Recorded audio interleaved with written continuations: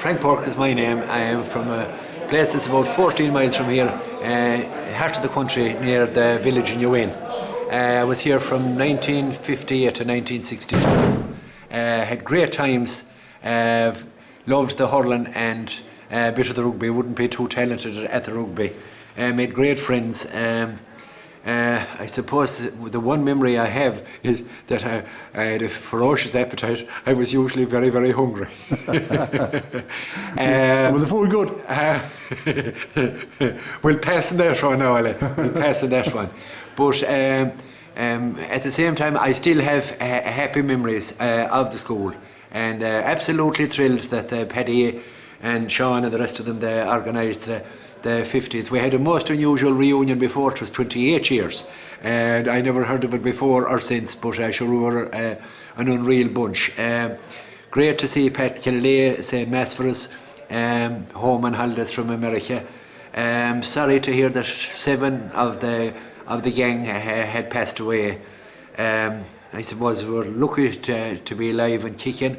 I spent when I left Garbally here, I went to Pat's in Dublin for 2 years, and I started off teaching in a place called Timon, which is in my own parish. I used to cycle to school, and 6 years later I moved to a place called Brackrown or Rafford, where I went to school myself and where my mother taught, and I taught there for 32 years. So I retired at 58, 10 years ago, and it was the best thing I think I ever did. I have 7 in family.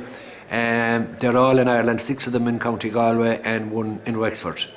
Any outstanding memory, either funny or... But let's see. I can remember, I think it was in Doriat I was, and there was pillow raids and so on and so forth.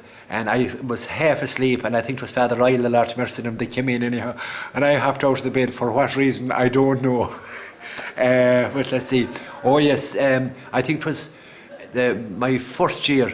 There was an awful flu, and I spent I don't know, maybe a week in bed or something in that line. And the care was absolutely wonderful. And who was looking after you that time? There was a matron.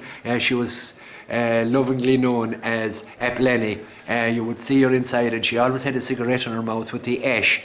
Nobody ever saw an ashtray, so we came to our own conclusions where the ash went. So the second year, the flu came again, and I was one of 28 standing, and I got home for a week, which was absolutely marvellous.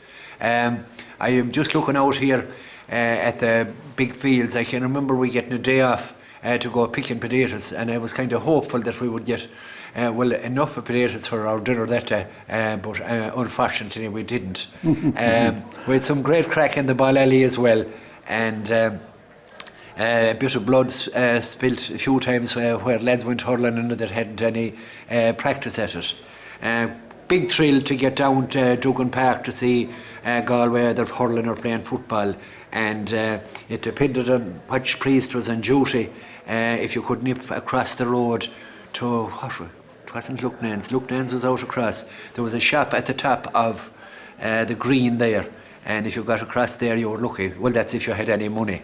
But let's see. There wasn't much money around that time, was it? By God, no, it was very, very scarce. Oh, very scarce, yeah. But looking back, great memories, very happy memories, and wonderful to see so many of the lads here, and I'm looking forward to seeing the rest of them tonight. Come on, thanks. Okay.